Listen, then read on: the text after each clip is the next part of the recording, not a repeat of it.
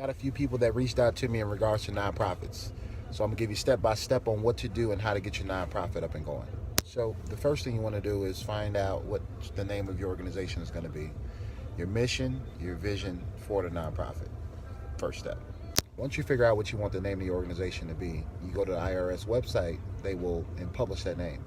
Search it, make sure no one else is using it. Until they send you a paper saying that that name is yours, that name is only on reserve. So reserve that name until you get that paperwork back. The next thing you want to do is find out if your organization is going to be membership or non-membership based. If people are going to pay to be members or they're not.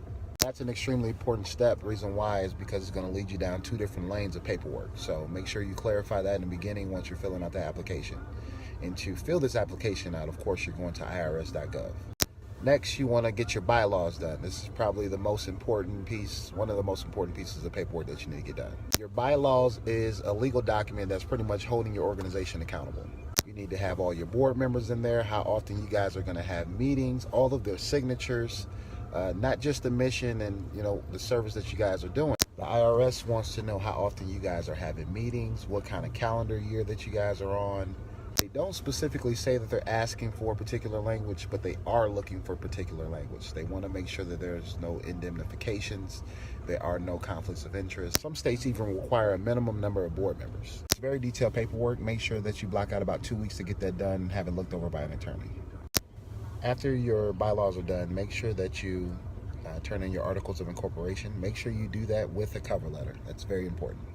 Once you've completed that, then it will be time for your 1023-EZ form.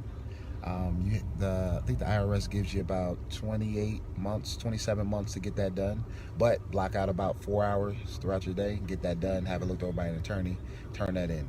Very detailed paperwork. Make sure that you turn that in, make sure everything is accurate. Do not submit that unless you have it looked over by someone else.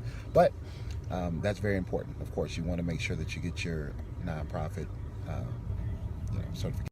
And get your EIN number. The EIN number, very simple. Submit all your information. You get that number back almost immediately in your email.